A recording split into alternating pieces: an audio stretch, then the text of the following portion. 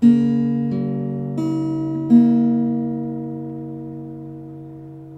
is Trevor's English Vocabulary, Episode 2. Episode 1's words were ameliorate, to make something better, pernicious, having a harmful effect, especially in a gradual or subtle way, or highly injurious or destructive.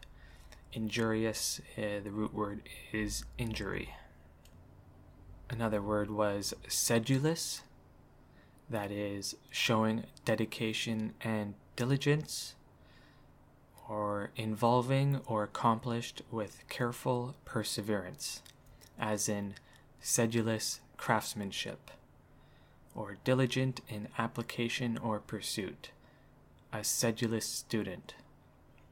And the last word for last episode was vicissitude. A change of circumstances or fortune, typically one that is unwelcome or unpleasant, difficulty or hardship, or the quality or state of being unchangeable. Our 4 words this episode, episode 2, are turpitude, venal, maudlin, and cornucopia. So the first word is turpitude. Turpitude, turpitude. That's Turpitude.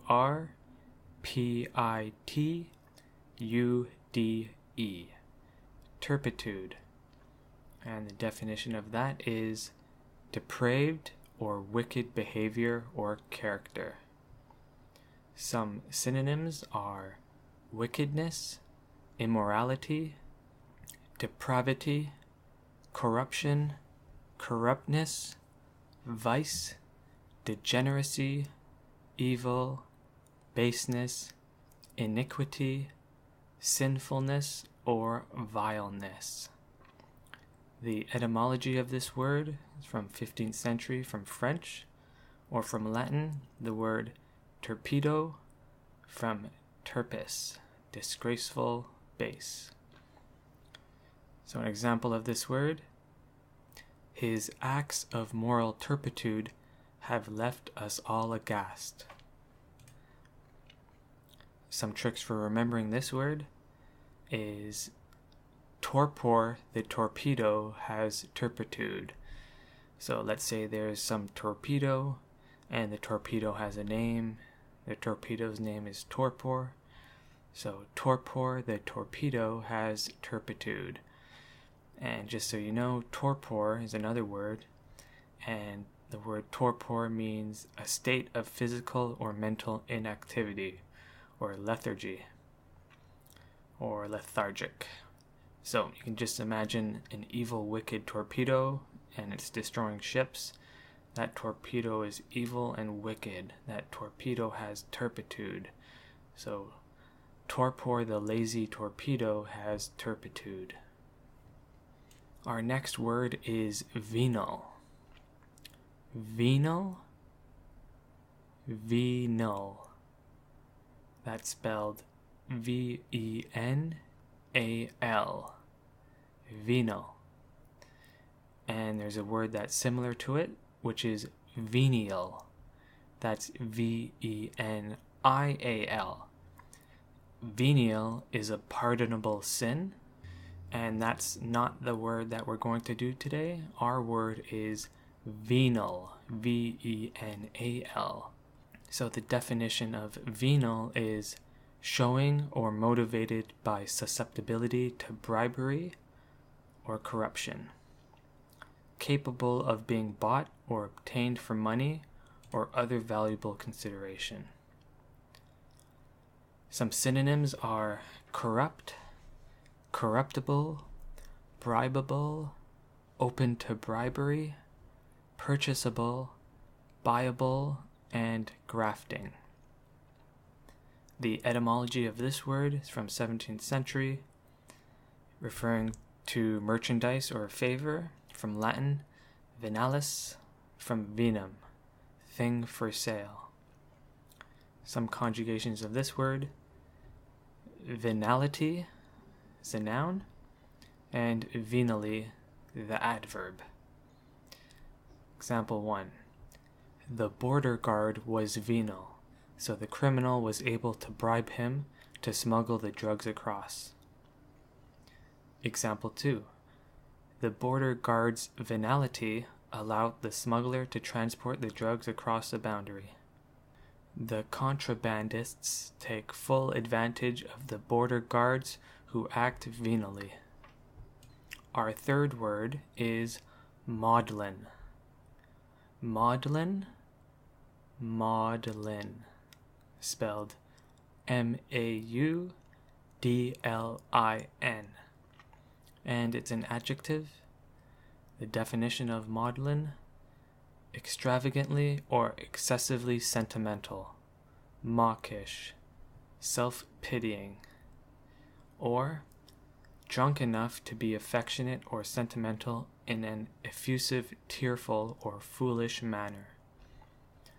Some synonyms of maudlin are sentimental, over-sentimental, emotional, over-emotional, tearful, or lachrymose. The etymology of this word is from Middle English, from the person Mary Magdalene, who is typically depicted as weeping. Some example sentences are: he became maudlin and started crying like a child. The painter didn't want his work to be thought of as maudlin or overly sentimental. Certainly, some church observances are thick with sentiment that borders on maudlin. Some tricks for remembering this word is: think of Maud from The Simpsons. Maud was Ned's wife. However, in one episode, Ned's wife was killed off by the writers of the show. So think, when Maud died, Ned became maudlin. He became sentimental and emotional during that episode. Our last word is cornucopia. Cornucopia. Cornucopia. Spelled C-O-R-N-U-C-O-P-I-A.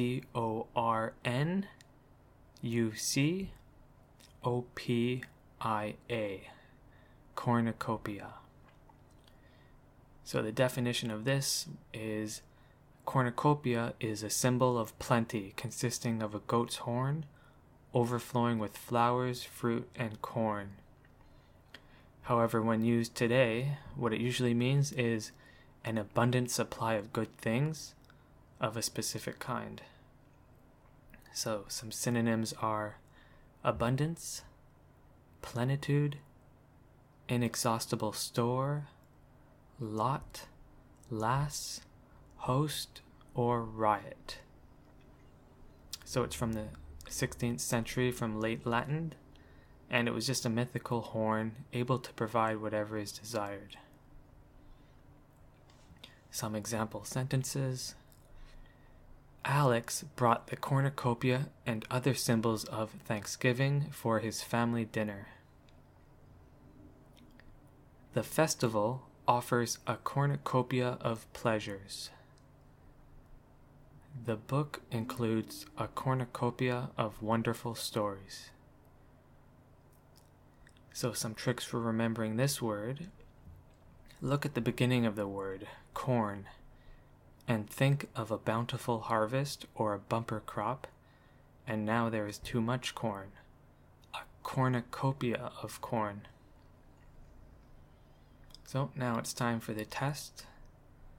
I'll say 4 sentences, and you pick the correct word for each sentence. And remember, our words are turpitude, venal, maudlin, and cornucopia. So our first sentence: Roger suffered from a family tragedy, so he was feeling very blank. We offered all the support to him as we could, but only time could heal that wound. So Roger was feeling very maudlin. Next sentence. The mercenaries were not to be trusted. They have been known to switch sides at the first sign of danger or trouble. The mercenaries were very blank. So, the mercenaries were very venal. Next sentence. The witch went around house to house to steal children. Her blank has no bounds. So, her turpitude had no bounds. And our last sentence. The markets have lots of gifts and foods to buy. They also host a blank of tribal handicrafts.